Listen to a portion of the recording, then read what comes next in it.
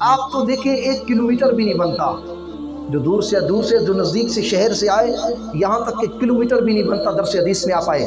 لیکن دوستو سنیں، جن کے صدقے ہم تک حدیثیں پہنچیں، جنہوں نے جگرتے کیے، محنتیں کی، سفر کیے، ان کا شوق حدیث کے طلب کے لیے کتنا تھا، آج وہ حدیث کا شوق ہماری امت کے نوجوان نسلوں سے چلا گیا ہے۔ آپ ارد گرد کے جائزہ لیں، علاقوں کا جائزہ لیں، فیس بک ہے آپ کے پاس، گوگل ہے، یوٹیوب ہے، کتنے علاقوں میں درس حدیث ہو رہا ہے، صحیح عقیدے کا پرچار ہو رہا ہے، صحیح عقیدہ امت محمدیہ کو دیا جا رہا ہے۔ بس نعرے ہیں، حوصلے ہیں، شعر و شاعری ہے، ترنم متلایا جا رہا ہے، بس یہ ہماری تقریریں ہیں۔ صحیح احادیث جو پڑھی جائے اور صحیح عقیدہ امت کو دیا جائے وہ بہت کم ہے دوستو۔ لیکن سنیں، امام مالک اتنا پیار تھا آقا کی حدیث حاصل کرنے کے کہ آقا کی حدیث حاصل کروں۔ زمانہ طالب علم میں آپ کے پاس اتنے مال و دولت نہیں تھا کہ آپ علم حاصل کر سکتے اور سفر کر سکتے، سفر کے اخراجات برداشت کر سکتے۔